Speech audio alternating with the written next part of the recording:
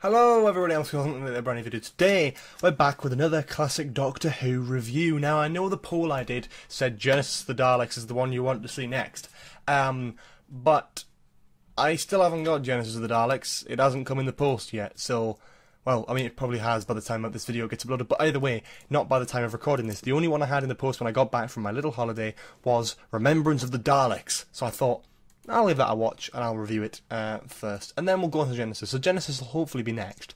So Remembrance of the Daleks, what is it about? What is it? I didn't know much about this going into it, so I did have to read a little bit beforehand. I was like, okay, I'm gonna have a little quick look, and actually, from what I expected, I didn't get what I expected at all. I was very impressed. So I've always criticised the Seventh Doctor, mainly because I hadn't seen much of him. What I had seen was just sort of humorously irritating, but my mind was completely changed when watching this episode, I've got to say.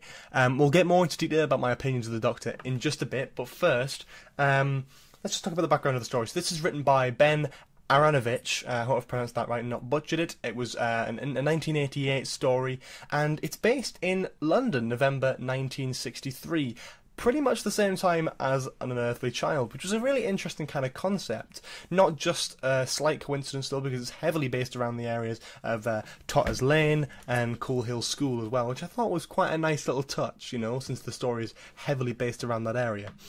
The TARDIS team in this episode consists of the Seventh Doctor and Ace. That's pretty much... This is the final appearance of the Daleks and Davros before New Who, and it also is the conclusion to the Dalek Civil War arc. So let's go into specific episodes, because that's always fun. In episode 1, it's pretty simple. Unfortunately, we don't see any of the TARDIS interior, and the Doctor and Ace are just already standing outside the TARDIS ready to go. They start exploring a school, they start looking into a van, and they go to a shop and stuff. It's very just jumping straight into the action without much explanation, which I thought was a little bit meh, but at the same time, I understood what was going on thoroughly the second things started to kick off. So it turns out in Totter's Lane, the same place where the junkyard was with the Doctor and that sort of thing, there's been some sort of alien-y type disturbance, and they go there. The Doctor knows it's a Dalek from one of the bodies or something, and then this sort of establishment that isn't UNIT, but sort of very similar to UNIT in terms of style. It's just an army, and there's a guy in charge with a mustache and whatever. And they all start trying to like kill this thing, and it comes around the corner. It's a Dalek. You don't see the Dalek straight away. What you see is you sort of see a visual thing, like a sort of green circular thing, and then you see the person die after a laser goes towards them. And that's something I was very impressed with. To clarify, people watching this possibly whenever, this is the second full Doctor Who classic story I've watched after Dalek Invasion of Earth. So to see a dramatic increase of special effects that I didn't actually think were half bad. They actually looked pretty good, the special effects. Very modern indeed, and I was not expecting that. I thought the special effects and the explosions and stuff were great. The Dalek eventually gets blown up by the Doctor, which I think is pretty cool. He's great, Sylvester McCoy, and very entertaining. Episode 2, the Doctor talks about the Hand of Omega, which is sort of a weapon, time-travel-y thing of sorts. It isn't really explained in much detail from what I gathered, but it's sort of that sort of Time-Lord-y, science-y thing, and the Daleks are after it, but not just any Daleks.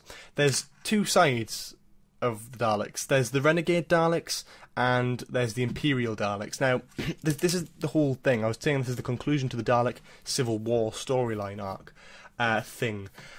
The Renegade Daleks are the one we saw at the beginning of the episode. They're sort of a black greyish colour most of the time, and the Imperial Daleks are a bright white with new goldy colours and new lights, and actually brand new to the series. They looked great, actually. I believe this is the first time they're introduced, maybe not.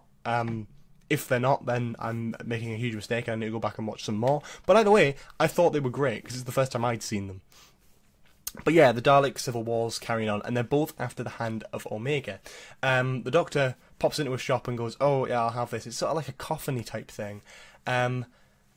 what I find interesting is when the guy that he speaks to, I think it's the Undertaker, he jumps on the phone and he goes, the doctor's here to pick up that thing, but I thought you said he was an old man with white hair. And it's like, oh, right, so it's the first Doctor you're referencing there with, you know, Thomas Lane, obviously the same era. I was thinking, that's really clever. You're tying in, you know, you're making old references and nostalgia points in Classic Who, and I never really suspected to see that, really. And I was just smiling, grinning away, going, oh, that's cool, William Hartnell era, that's really nice. It's a nice little touch, especially being in 1963 as well. It was a nice little addition. But anyway, the Doctor takes the Hand of Omega coffin thing and buries it. The vicar, who is blind, also makes a comment towards this, saying like, oh, you sounded older when I heard you last time. It's like, oh, no, it's fine, it's perfectly fine. And he gets... So the Hand of Omega gets buried, more or less, in the ground, and that's pretty much all that happens. In episode 3, the Doctor allows a certain type of Dalek to have the Hand of Omega. It's not classified which one, I believe, but he lets one of the Dalek sides take the Hand of Omega, which is interesting, in a way, and we'll get onto that in episode 4, really. There's a sort of minor threat of a mole that's working for the other side, in the sort of army thing, but I don't really care about that. It's the guy that I can't remember the name of, who's overly flirty with Ace and doesn't really do much, but he's just runs about and smirks and asks Ace out for a drink about like 20 times. It's just mildly entertaining. But anyway, yes, the episode ends there pretty much with the Imperial Dalek ship landing, so they don't have to teleport anymore. They actually just drop the ship down and then the Imperial Daleks start coming out. It's great, it's a lot of fun. In episode 4, the Renegade Daleks, pretty much they have the Hand of Omega, they have it in like the back of a truck thing, and then suddenly out of nowhere, bish bash bosh, the Imperial Daleks come around the corner, not just by themselves, but with the glorious Special Weapons Dalek, which I absolutely adore. It looks great, it sounds great, it's like really impressive, and it just blows pretty much all of the Renegade Daleks up, leaving one remaining, which I believe is the Supreme Dalek or whatever. We've got the Emperor Dalek for the Imperial side, sort of teased as well, sort of like in the mothership and not the ship that landed on Earth. So that's sort of an interesting point as well. They used that heavily. The Special Weapons Dalek is really all I loved about this episode. The Hand of Omega is taken by the Imperial Daleks, and the Imperial Daleks get in the ship and go, pretty much. As this happens, the Doctor tries to communicate with the Imperial ship, succeeds, and talks to the Emperor Dalek, who then takes his big helmet off and turns out to be Davros. Of course it's Davros. That would make perfect sense, wouldn't it? So yeah, Davros appears and has a little conversation with the Doctor. The Doctor has a rant at him, which I believe is quite mildly entertaining, especially the rice pudding line. I thought it was quite amusing. Yeah, they use the Hand of Omega to destroy Gallifrey and the Time Lords. And this is something interesting that I really like to pick up, because it's sort of hinting towards the Time War, which obviously wasn't a thing in Classic Who. It was just a thing that was introduced in New Who to explain why Doctor Who had been away for so long. But it gave nice hints towards it. The Daleks wanting to invade Gallifrey, the Daleks wanting to blow up and kill the people on Gallifrey, the Time Lords. Really, really interesting. I quite like that. But anyway, they send off a missile, but actually the Doctor reprogrammed the Hand of Omega. Of course he had. And the missile, whatever, comes back to the Imperial Dalek ship, killing all the Imperial Daleks on board, other than one, Davros, who gets away in a little escape pod at the last moment, which just explains how he managed to survive in terms of modern Who and the Time War and stuff. But yeah, that's pretty much it. The Imperial Daleks all blown up, the Renegade Daleks all blown up, leaving one black Supreme Dalek on Earth. The Doctor goes up and goes, "You're the last one." He gives it the Series 1 Dalek episode treatment. He goes, "You're the last one, there's no one left, you're gone, you're ruined, you're ridiculous, you're stupid." And he goes, "Right, okay." And ends up pretty much killing himself, the Renegade Dalek, the last one. And that's it. The story ends. Everything's fine. The Hand of Omega's gone. Dalek ship's blown up. Renegade Dalek and Imperial Daleks are gone. Everything's dead. And then they're like, "Okay, see ya, bye." And again, we don't see the interior of the TARDIS, which I think is a bit disappointing. I was hoping to see some interior shots. Shame. Anyway, let's get on to some characters. The Doctor, surprisingly entertaining. I always looked at Seven as sort of the one who killed the show, but actually, you know, I looked at him as the sort of second worst behind Colin Baker. Sorry, in front of Colin Baker. But I I really liked him so much, and I think when I have watched at least one episode of Classic Who, at least one story of Classic Who for each Doctor, I will have to redo my favourite Doctors list, and I definitely will at some point, because I know a lot of people have criticised me on the fact that I've put 7 so far down, and I understand why now, because the 7th Doctor, Sylvester McCoy, is underrated. He's so entertaining to watch when he's being dark and brooding and sort of talking about the Time Lords, and he's being serious. He's great. But when he's joking around and he's using his, the hook of his umbrella to use as a zip line thing, it's fun. It's enjoyable, and I really like him as the Doctor, and I'm looking forward to hopefully seeing some more of him. On the other hand, Ace was slightly disappointing for me, considering the name. I thought I would have attached to her a little bit better, but she didn't really seem like she had much to do in this story. It was mostly about the Doctor and the armies jumping back and forward, doing stuff.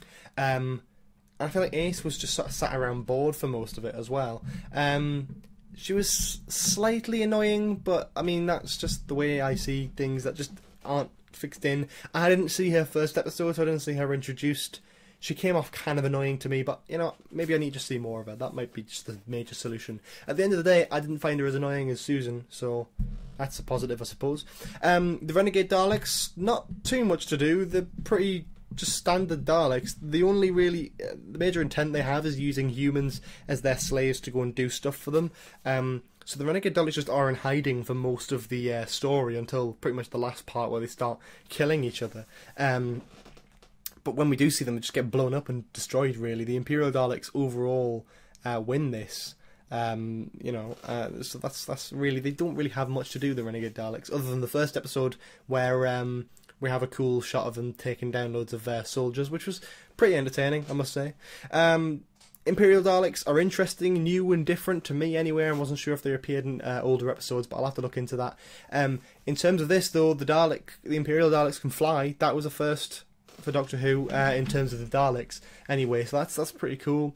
We saw them, they just look great, the white, the gold, the new lights. They were trying new things out with the Daleks, and I think that's always the best thing to do. It kind of succeeded. I kind of liked it, but again, we've not really seen them back, so I don't really expect to see much. What I do like to see, though, is the Special Weapons Dalek. We need that one back because, oh, beautiful, absolutely beautiful.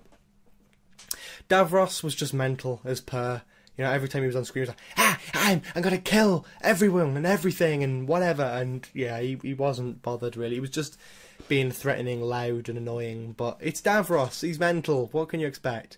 The humans in this episode were bog standards, kind of just human, normal characters. But I kind of felt like they had a lot more character, some of them, than some Doctor Who minor characters in some other episodes. Like in New Who, for example, a lot of the side characters are sort of just swept aside for a little bit, whereas I feel like the ones in this story are actually interesting and they have a little bit to them and a little bit of character. They feel like they've actually been in the show before, even though some of them haven't, and that's a nice, interesting touch I liked. So yeah, that's pretty good. Overall, the story was just pretty good. I was entertained by it. It was a box standard Dalek story. It was a little bit slow towards the middle. Again, it probably could have been condensed down to 3 episodes, really, thinking about it, but at the end of the day, it didn't drag on too much. If it was 6 episodes, maybe it would have felt even longer. I kind of liked it, I watched it all in one go, which I was able to do with it only being 4 episodes. It was entertaining, there was Dalek War, there was good special effects for the time, the Doctor was entertaining. It was relatively good. The few minor drawbacks of the boring bits with the humans and all that sort of thing don't really account to much. So actually, at the end of the day, I'm going to give Remembrance of the Daleks a must-buy. I definitely think it's a one that Doctor Who fans need to see. I enjoyed it thoroughly. Give or take a few minor little intrusions that made it a tad boring. Overall, it's a must-buy. So go and get it. It's great. It's really cool. Yeah. Thank you all so much for watching. If you enjoyed this video, make sure you leave a like. Comment below and tell me what you think about Remembrance of the Daleks. I'd love to see it. I'd love to see all your lovely opinions. Subscribe if you haven't already for more stuff like this in the future. Check out the Patreon store, Facebook, Twitter, Instagram, whatever. It's all in the description, so go check all that out. That'd be lovely. And yeah, have a lovely day. See you all next time. Bye bye.